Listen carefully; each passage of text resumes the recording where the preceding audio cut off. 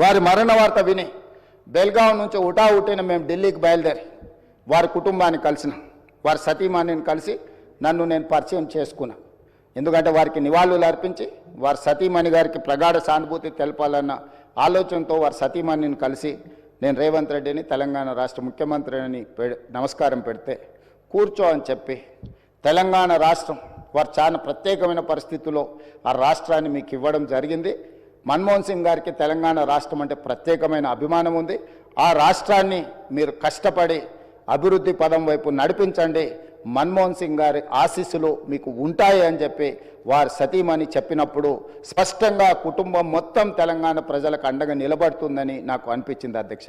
తెల్లవారి AICC office నుంచి వారి శివయాత్రకు బయలుదేరడానికి అన్ని ఏర్పాట్లు చేసినప్పుడు వారి వాహనంలో కూర్చోవడానికి నన్ను ముందుకు పిలిస్తే నేను అక్కడికి వెళ్ళి నించున్నాను. పక్కన ఒక మహిళ నించొని మీరెవరు అని అడిగింది.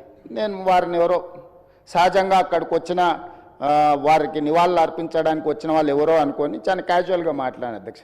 కాసేపు అయినాక మాట్లాడితే వారు మన్మోహన్ సింగ్ గారి రెండవ కుమార్తె. అంటే ఎంత సింపుల్గా ఎంత నిరాడంబరంగా వారి రెండవ కుమార్తె అక్కడ నించోవడం అనేది ఆ కుటుంబం యొక్క నిరాడంబరత. అంటే ఒక ప్రధానమంత్రిగా 10 సంవత్సరాలు, ఆర్బీఐ గవర్నర్గా, ఆర్థిక మంత్రిగా వివిధ హోదాలలో ఈ దేశానికి సేవలు అందించిన మన్మోహన్ సింగ్ గారి కుటుంబము అంత నిరాడంబరత ప్రదర్శించి అంత సామాన్యులు అక్కడికి వచ్చిన వారి అభిమానులు వారి శ్రేయోభిలాషుల మధ్యలో నించొని వారి నివాళులు అర్పించే కార్యక్రమంలో పాల్గొన్నారంటే వారు ఒక గొప్ప విలువలతో వాళ్ళ పిల్లలని వాళ్ళ కుటుంబాన్ని ముందుకు నడిపించిండు. వాళ్ళ కుటుంబానికే కాదు అధ్యక్ష, ఈరోజు ఈ దేశ యువకులకు అందరికీ కూడా డాక్టర్ మన్మోహన్ సింగ్ గారు ఆదర్శము. వారి ఆదర్శాలను తీసుకొని వారి మేధోశక్తిని మన యువత అందిపుచ్చుకొని వారిచ్చిన అవకాశాలను మనం ఈరోజు ప్రపంచానికి సేవలను అందించే ప్రపంచాన్నే శాసించే స్థాయికి ఈరోజు మన దేశం ఆర్థికంగా నిలబడ్డది అధ్యక్ష. ఆర్థికంగా, రాజకీయంగా, సాంకేతికంగా ఈరోజు అన్ని రకాలుగా ఈ దేశం బలపడ్డది.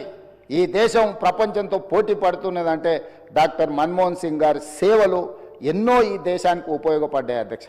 అలాంటి గొప్ప నాయకుడిని కోల్పోయిన సందర్భంగా ఈరోజు తెలంగాణ శాసనసభ తమరి నాయకత్వంలో ఒకరోజు సమావేశాలను ఏర్పాటు చేసి రాజకీయాలకు అతీతంగా ఎన్ని విషయాలలో మనకు భిన్న అభిప్రాయాలు ఉన్నా ఈ దేశంలో ఉండే 140 కోట్ల ప్రజలకు అన్ని రాజకీయ పార్టీలు, అన్ని సంఘాలు, ఆర్ఎస్ఎస్ నుంచి ఆర్ఎస్యు వరకు, కమ్యూనిస్టుల నుంచి ఈరోజు మిగతా రాజకీయ పార్టీల వరకు ఎవరిని తీసుకున్నా ఈరోజు మన్మోహన్ సింగ్ గారి పట్ల ఏకాభిప్రాయమే వ్యక్తం చేయాల్సిన సందర్భం అధ్యక్ష.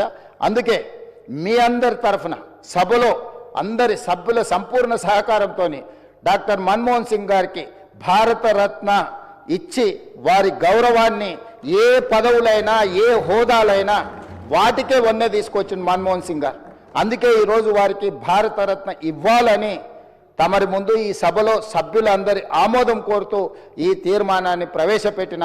ఇదే కాకుండా ఆర్థికవేత్తగా ఆర్థిక విధానాలను ముందుకు తీసుకొచ్చిన డాక్టర్ మన్మోహన్ సింగ్ గారి విగ్రహం తెలంగాణ రాష్ట్ర ఏర్పాటులో ప్రధానమంత్రిగా రాజ్యసభలో ఒక దశలో రాజ్యాంగ సవరణల కోసం వచ్చిన చర్చలో తెలంగాణ రాష్ట్రం వెనక్కి పోతుందేమో అన్నంత గందరగోళ పరిస్థితులు ఏర్పడ్డాయి అధ్యక్ష. ఆ సమయంలో వారి అనుభవాన్ని కంప్లీట్గా, ముఖ్యంగా మనం ఇక్కడ గుర్తు చేసుకోవాల్సింది డాక్టర్ మన్మోహన్ సింగ్ గారికి అత్యంత సన్నిహితుడుగా, అత్యంత నమ్మకమైన సహచరుడుగా జైపాల్ రెడ్డి గారు కొనసాగినారు.